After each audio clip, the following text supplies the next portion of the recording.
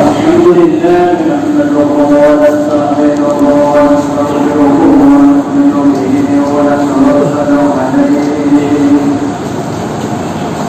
ونعوذ بالله من شرور أنفسنا ومن سيئات أعمالنا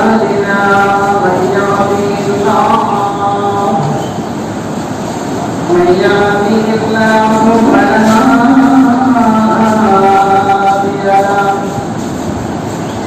ونشهد أن لا إله إلا الله وحده لا شريك له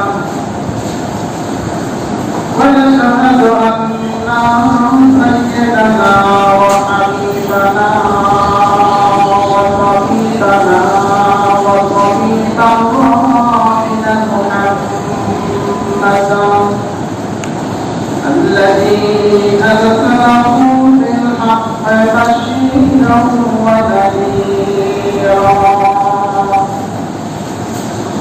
وداعيا إلى الله بإذنه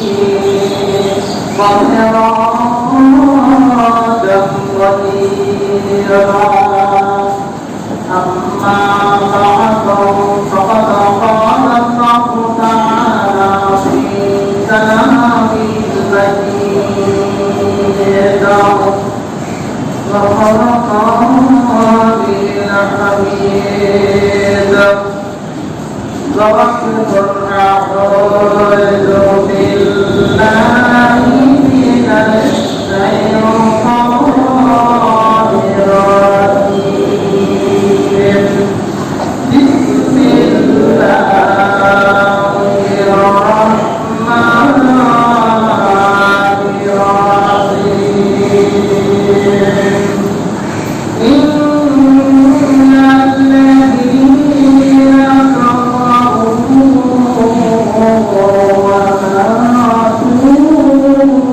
وهم كفار أولئك عليهم لعنة الله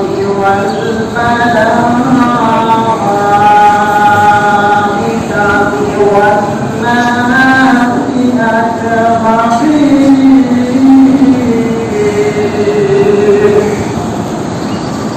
صدق الله العظيم.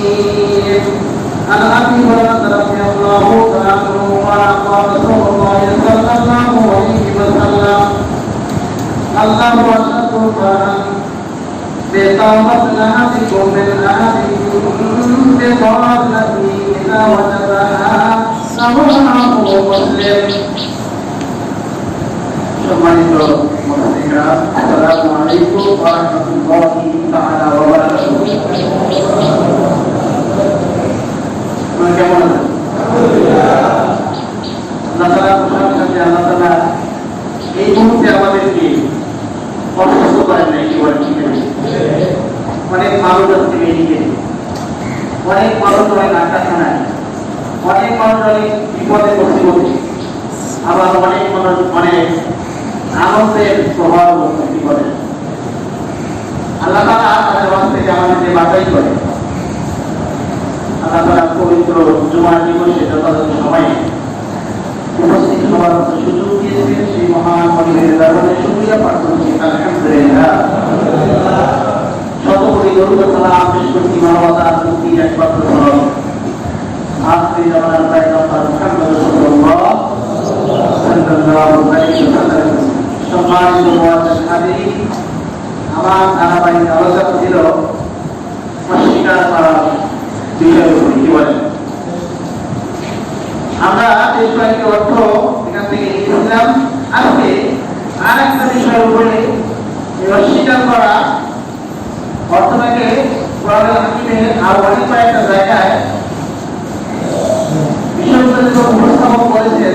আছে আমরা দেখি যে আমরা অনেকের অস্বীকারীদের মধ্যে পড়ে যাই,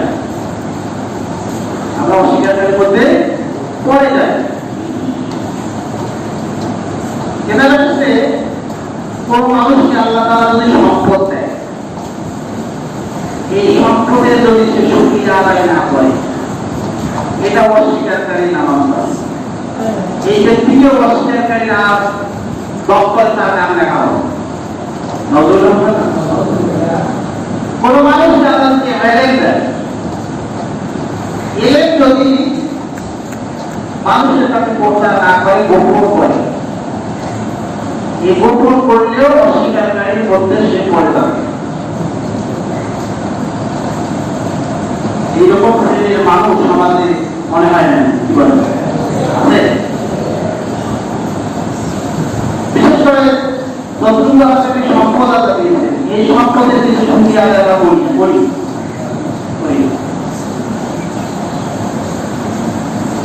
এই ইজ্জত সম্মান যোগ্যতা তারা দিয়েছে, এই সম্মানের যথাযথ মর্যাদা আমরা কি রক্ষা করে চলতে পারি, করি আমরা। এই সম্মানের যোগ দিয়েছেন কে? এই সম্মানের যোগ আল্লাহ তাআলা দিয়েছেন, মানে আল্লাহর জন্য নিজের জীবনটাকে নিবেদিত করার প্রয়োজন আছে না? আছে। অনেক সম্পদওয়ালা বান্দাছি, কিন্তু সম্পদের আপনার আমার সম্পদের মধ্যে আর একবার হক ঢুকে গেছে। এই হকটাকে আমরা বুঝতে পারি, আমরা কি বের করি,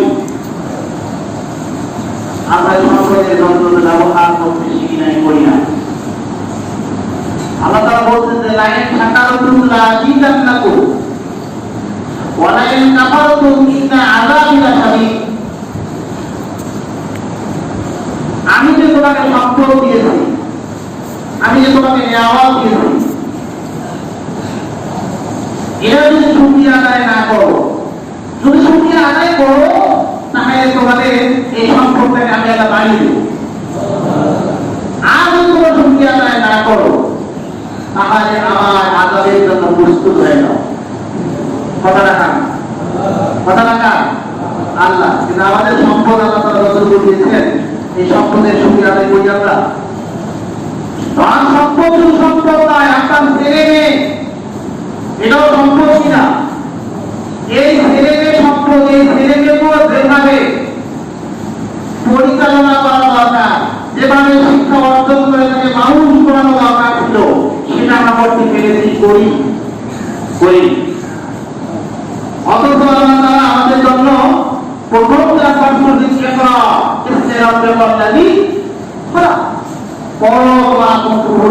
তিনি তোমাদের সৃষ্টি করেছেন। কিন্তু আপনার আমার সন্তানদের পড়াশোনা একেবারে নয়। আপনার বলি ইংলিশ, তুমি বড় ইংলিশ কি বলে? আমার সন্তান পিএইচডি করবে বিদেশে, ইংলিশের উপরে, ম্যাথমেটিক্সের উপরে, ইকোনমিক্সের উপরে, কিন্তু আপনার আমার সন্তান সন্ততি কোরআন হাদিসের উপর পিএইচডি করবে, কোরআন হাদিসের উপর গবেষণা করবে, কোরআন হাদিসের পাণ্ডিত্য অর্জন করবে, কোরআন হাদিসের জ্ঞানী করবে। বিবাদও কি বলেন? এটা স্বীকার করা আনন্দ। আল্লাহ তাআলা বলেন যে তোমরা কোরআনের জ্ঞানী হয়ে যাও, কোরআনটাকে বুঝতে শেখো, কোরআনটাকে জানতে শেখো, কোরআন পড়ো, বুঝে পড়ো। আমরা সেটাকে বাদ দিয়ে আরেকটা বলি, আর এটা কুফরি নামাজ কিনা? কুফরি নামাজ কিনা জবাব দিতে হবে।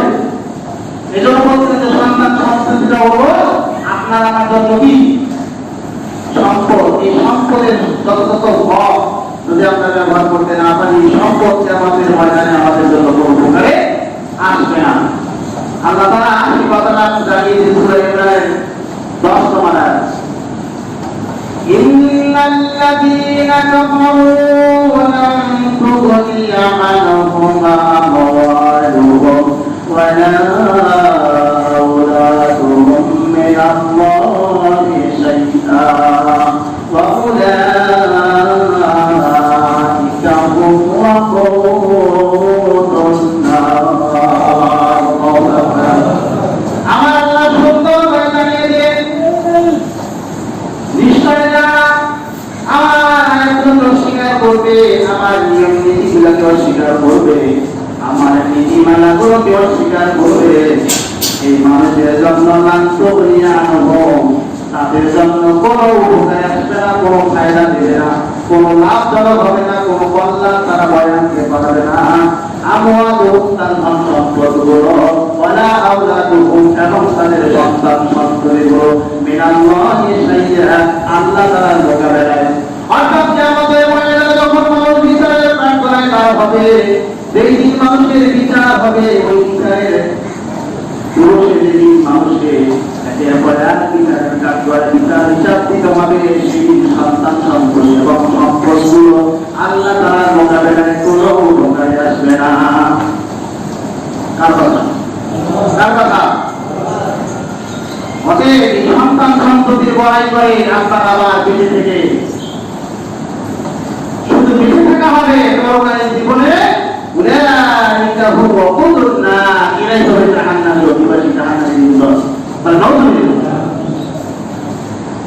সন্তান সম্পত্তি গুলোকে যথাযথভাবে যদি তাদেরকে যদি পরিচালনা করে, তাদেরকে সুশিক্ষিত করানো না যায়, এই মানুষগুলোকে যদি মানুষ হিসাবে যদি তৈরি করতে ব্যর্থ হয়ে যায়, ওরা এবং আদিম অনুভূতি আল্লাহ এবং রসুলের দেওয়া তরিকাগত যদি তারা পদ্ধতি তাদেরকে শিক্ষার জন্য প্রশস্ত না করি, আল্লাহর আদালতে এরাই হবে কি আমাদের জাহান্নাম দেওয়ার কারণ।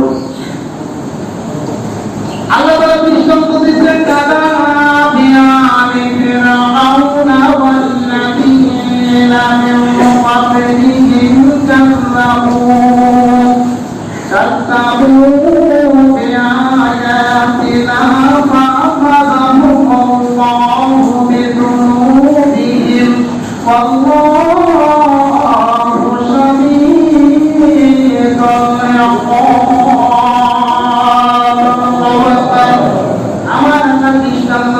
তাদের পরিণতিটা কেমন হবে? তাদের পরিণতি হবে আগে ফেরাউনের কি দশা হয়েছিল, ফেরাউনের অধীনস্থদের কি দশা হয়েছিল, ফেরাউনের সঙ্গী সাথীদের কি দশা হয়েছিল। আমার আল্লাহ আয়াতগুলোকে তারা স্বীকার করবে, আমার নীতিমালাকে স্বীকার করবে, আমার রসুলকে তাদের সঙ্গে তাদের কারবারে পৌঁছেছিল, এই দাওয়াত গ্রহণ করতে দেওয়া স্বীকার করেছে। এই মানুষগুলোর অবস্থা হবে ওই কাফের, অর্থাৎ খ্রিস্টান ফেরাউনের পরিণতি হয়েছে, খ্রিস্টান ফেরাউনের অনুসারীদের যে পরিণতি হয়েছে, ওই রকম পরিণতি তাদেরও হবে। কি পরিণতি হবে? ফাআখাযাহুমুল্লাহু বিযুনুবিহিম, তারা অপরাধ করার কারণে আল্লাহ তাআলা তাদেরকে পাকড়াও করেছেন। ধরেন নাই? ছুঁয়ে নাই? ছুঁয়ে নাই? আমার অস্বীকার করার কারণে, আমাদের নিয়ম কানুন অস্বীকার করার কারণে, আমার নীতিমালা অস্বীকার কারণে তাদেরকে আমি যে মনটায় পাকড়াও করেছি। আজকে যারা আমার আল্লাহ অস্বীকার করবে, আল্লাহ তাআলা বলছেন ওই ফিরআউন অস্বীকার করেছিল, ফিরআউনের সঙ্গী সাথীরা যেমন অস্বীকার করেছিল, তোমরাও তারা অস্বীকার করবে, ফিরআউনের পরিণতি তোমাদেরও হবে।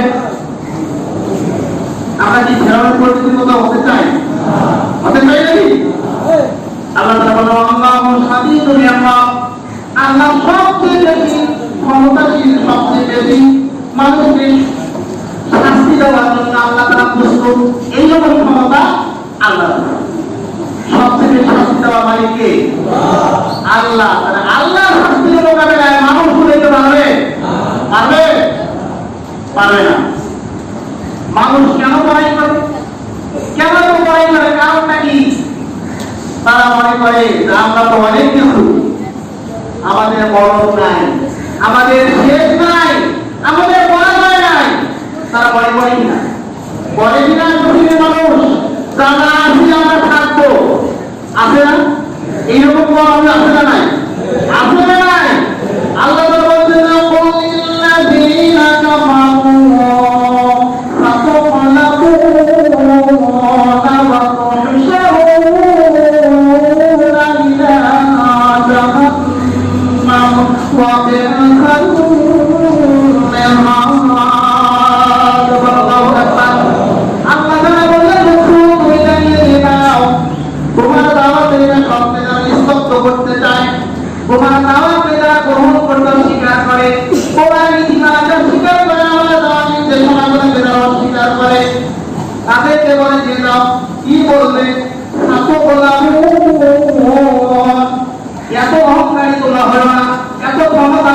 দেখাইও না, এত বড় তো তোমরা দেখো না, দেখাইও না, তোমাদের পরাজয় অবশ্যই অবশ্যই পরাজয় হবে। পরাজয় হবে, কত অহংকার জায়গা লাভ নাই। আর কি কত উদাহরণে যায় জাহান্নাম, তোমাদেরকে একত্রিত করে জাহান্নামে থাকতে থাকতে নিয়ে যাওয়া হবে। কথা টাকা কথা টাকা তোমরা অহংকার করো, ক্ষমতা দেখাও, বড়াই করো, বড়াই করে লাভ হবে না। আল্লাহ তাআলা বলছেন অবশ্যই তোমাদের পরাজয় হবে, তোমাদেরকে সবাইকে একখানে একত্রিত করে থাকতে জাহান্নামে নিয়ে যাওয়া হবে। এমন একটা জায়গায় নিয়ে যাওয়া হবে যে জায়গাটা অত্যন্ত নিকৃষ্টভাবে মানুষ কিছু কিছু মানুষ আবার বলে, হ্যাঁ আমরা তো অনেক মানুষ, আমাদের পড়ার বেলা সংখ্যা যদি করে আছে, এরকম বড় মানুষ আছে না ভাই? আমরা সংখ্যাধিক্য মোকাবেলা করলে আমরাই বিজয়ী হব। আল্লাহ তাআলা রাসূলকে জানিয়ে দিলেন সংখ্যা বেশি হওয়া মানুষ, তোমাদের সংখ্যায় বেশি হওয়াটা তোমাদের জন্য বিজয়ের কোনো কারণ নয়। আমার আল্লাহর কাছ থেকে জেনে নাও, নিজের সব হিসেবে আমি আল্লাহ রেখে দিয়েছি। কোরআন আয়াত নাযিল করে জানিয়ে দিলেন আল্লাহ কানা লাকুম আয়াতুন ফি ফিআতাইনিল তাকাতা ফিআতুন তুকাতিলু ফি সাবিলিল্লাহি ওয়া উখরা কাফিরাতুন ইয়ারাwnahum মিথলাইহিম রায়াল আইন ওয়াল্লাহু ইউআইয়িদু বিনাসরিহি মান ইয়াশা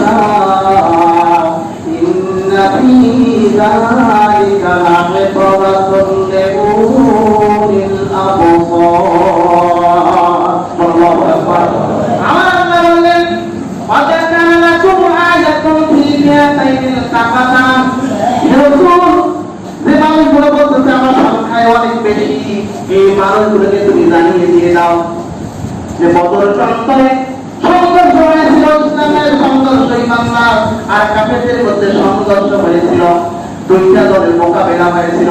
বদর প্রান্তরে একটা দল ছিল আল্লাহর সৈনিক, কার সৈনিক? আল্লাহর সৈনিক। আল্লাহ তাআলা বললেন দুইটা দলের মধ্যে সংঘর্ষ ছিল, একটা দল ছিল ফিয়াতুন তুকাতিলু ফি সাবিলিল্লাহ, একটা দল আল্লাহর পথে, আল্লাহর রাস্তায়, আল্লাহর জমিনে আল্লাহর দিন প্রতিষ্ঠা করার জন্য জীবনটা বিলীন করার জন্য রেডি হয়েছিল। বলেন সুবহানাল্লাহ।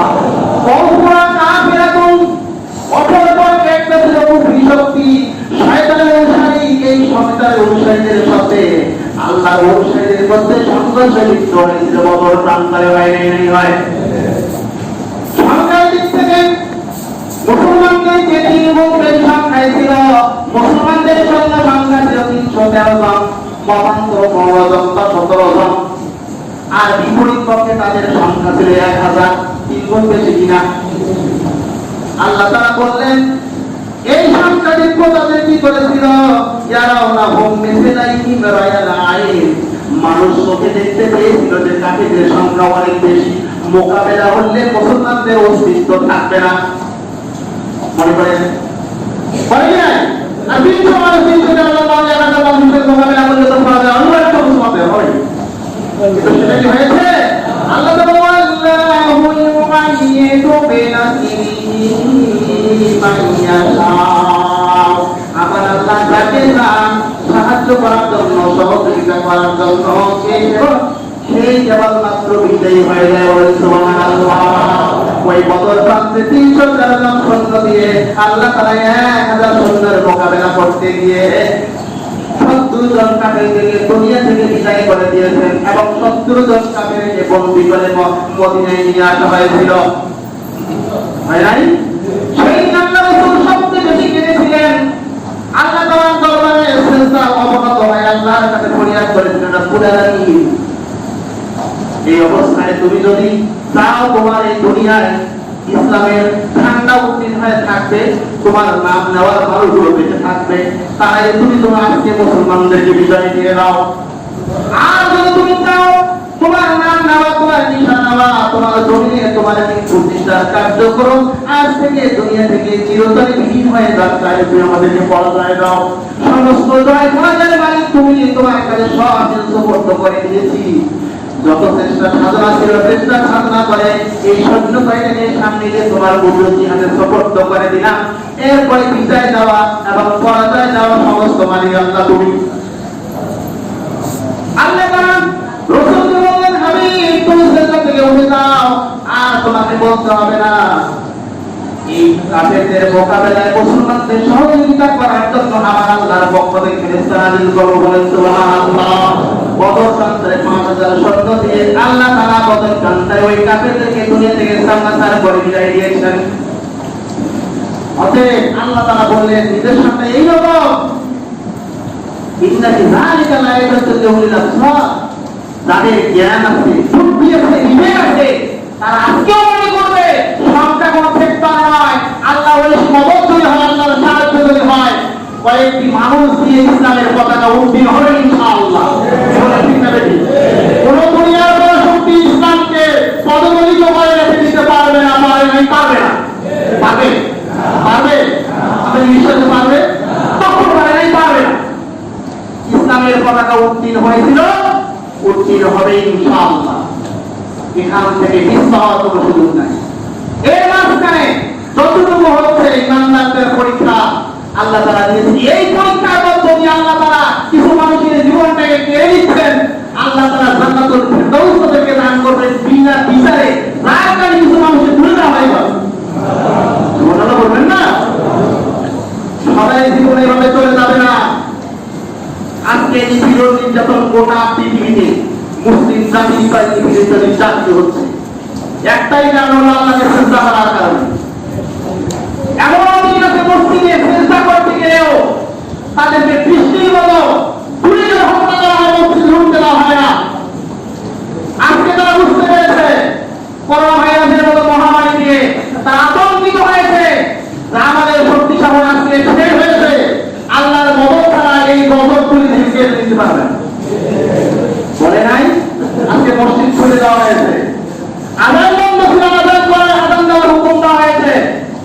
এমনকি অমুসলিম রাষ্ট্রপ্রধানগুলো মসজিদে গিয়ে দোয়া দেওয়ার জন্য, তাদের সাথে গণতান্ত্রিক হাত তোলার জন্য তারা উদ্গ্রীব হয়ে গেল। কি মনে করেন আপনারা? এই দিন, এই একই দিন সবসময় মানুষের থাকে না। ইসলামের দুদিন ছিল এক সময়, সুদিন এসেছে, দুদিন চলছে, সুদিন ইনশাআল্লাহ আবার আসবে। মুসলমানদের ঘাবড়ানোর কোনো সুযোগ নাই। অতএব সামান্য ক্ষণিকের জন্য দুনিয়ার জীবনে অস্বীকার করে নাই, সাবেদা আমার হুক সমস্ত আমল বরবাদ হয়ে যাবে। কোন মানুষ কি আপনার চান তার আমার আমলগুলো বরবাদ হয়ে যাবে? যদি না চান, যতই গজব, যতই আপদ, যতই মুসিবত, যতই নির্যাতন, যতই নিপীড়ন হোক না কেন, আমরা সবাই তাওয়াক্কুল করবো কার উপরে? কার উপরে? আল্লাহ তাআলার উপরে তাওয়াক্কুল করবো। কোন দুনিয়ার কোন শক্তির কাছে নষ্ট অবনত করতে রাজি না। সম্মানিত হাজিরিন, এর আল্লাহ তাআলা বলেন এই মানুষগুলো শুধু এইভাবে নিশ্চিন্ন হবে তা নয়। আল্লাহ তাআলা বলেন আম্মাল্লাযীনা কাফারু ফাতুআযিবুহুম আযাবান শাদীদা ফিদ দুনিয়া ওয়াল আখিরাহ ওয়া মা লাহুম মিন নাসিরিন। আল্লাহ তাআলা বললেন আম্মাল্লাযীনা কাফারু, যারা কুফরি অবলম্বন করবে, এই কুফরি নীতিমালাকে অস্বীকারকারী নীতিমালাগুলোকে অবলম্বন হিসেবে গ্রহণ করবে, আমার আল্লাহর পক্ষ থেকে তাদেরকে কঠিন শাস্তি তাদের জন্য প্রস্তুত করে রাখা হয়েছে। তারা অপেক্ষা করবে আমার শাস্তির জন্য। সে শাস্তিটা কোথায়? দুনিয়া ওয়াল আখিরাহ। শাস্তিটা দুনিয়ার জীবনও হতে পারে এবং পরকালীন জীবনও হতে পারে। দুনিয়া এবং পরকালীন জীবনে ওই রকম বিচ্যুতি আল্লাহ তাআলা তাদেরকে অবশ্যই করবেন। ওয়ামা লাহুম মিন নাসিরিন, কিয়ামতের ময়দানে হোক আর দুনিয়ার জিন্দেগিতে হোক, কোন মানুষকে তারা এবং আল্লাহ তাআলাকে, আল্লাহ এবং রাসূলকে কোন সময়ের জন্য তারা সাহায্যকারী হিসেবে পাবে না। অস্বীকারী হতে চান? দুনিয়া হবে না কোনো সাহায্যকারী, পরকালে আল্লাহ তাআলার মোকাবেলা কোনো সাহায্যকারী পাওয়া যাবে না। আযাবের জন্য প্রস্তুত হয়ে থাকতে হবে। কথাটা কার? এরপরে আল্লাহ তাআলা বললেন ইন্নাল্লাযীনা কাফারু ওয়া মাতু ওয়া হুম কুফার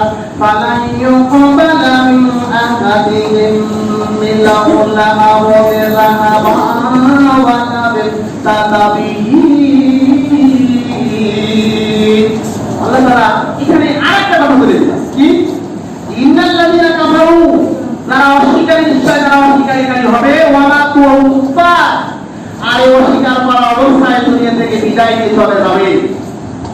ফালাই ইউকবালা বিল আহাদিহি মিলকুল আরদি রাহাবা ওয়ালা বিনতাবি।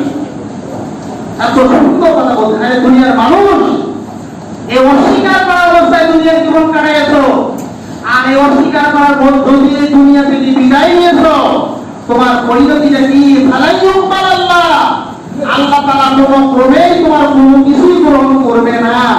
যদি তোমরা দিতে চাও আল-বিলুল আরদে রাহাবা আলা বিনতাবি, এই গোটা পৃথিবীটা পরিপূর্ণ করো যদি স্বর্ণ দিয়া, কি দিয়ে? স্বর্ণ দিয়ে যদি গোটা পৃথিবীটা পরিপূর্ণ করে বলো আল্লাহ তোমাকে এটা বিনিময় দিচ্ছি, আমার জাহান্নামের কঠিন আযাব থেকে আমাকে তুমি বাঁচাও। আল্লাহ বলতে ফালা ইউকবালুল্লাহ আহাদুকুম, কারো সামান্যতম বড় কিছু আল্লাহ তাআলার দরবারে গ্রহণ করা হবে না। নাউজুবিল্লাহ বলতে অসুবিধা আছে? এটা কি আমি নিজের মা বাবার কথা বলতেছি নাকি? কথাটা কান শুনে কান 91 নম্বর আয়াত করে দেখুন। দুনিয়ার জিন্দেগিতে অনেক সম্পদ দেওয়া হয়েছে অস্বীকারীদের নাম লেখেছে অস্বীকারীদের মধ্যে। এই সম্পদগুলো শুধু নয়, গোটা পৃথিবীকে পূর্ণ করো যদি স্বর্ণ দিয়ে, এটা যদি বিনিময় দিতে চাও আল্লাহ কবুল করবেন? সূরা মাইদার মধ্যে আল্লাহ তাআলা বলেন ওয়ালা ইউসালু হামিমুন হামিমা, ওই দিন কোন বন্ধু সামান্যতম কোন ক্ষুধার্ত দূরে থাকা বলবে না তুমি কেমন আছো কথাটাও বলবে না। ইউয়াতুল মুজরিমুনা ইয়াফতাদি মিন আযাবি ইয়াওমাইদিন বিবানি, ওই দিন জাহান্নামীরাও হবে অপ্রতিমান করে সেদিন বলবে আল্লাহর দরবারে রব্বুল আলামিন, আমি আমার সন্তান সন্ততিগুলো তোমার জন্য নিবেদিত করে দিচ্ছি, আমাকে জাহান্নামের কঠিন আযাব থেকে তোমরা আমাকে রক্ষা করো। ওয়ালা সাহিবাতিহি ওয়াহি, আমি আমার স্ত্রী সন্তান পরিবার ভাই বোন যারা আছে তাদেরকে আমি দিচ্ছি বিনিময়, এইগুলোর বিনিময়ে আমাকে কঠিন জাহান্নামের আগুন থেকে বাঁচাও। বাঁচাবে ওয়ামান ফিল আরদি জামিয়ান সুম্মা ইউতি, গোটা পৃথিবীতে যত সম্পদ তৈরি করে রেখেছি, যত সম্পদ ভঙ্গীকৃত করে রেখেছি, এই সম্পদ পুরো বিনিময় শুধু তোমাকে দিতে চাচ্ছি, তুমি নিয়ে নাও, আমাকে জাহান্নামের কঠিন আযাব থেকে বাঁচাও। বাঁচাবে মানে নাকি?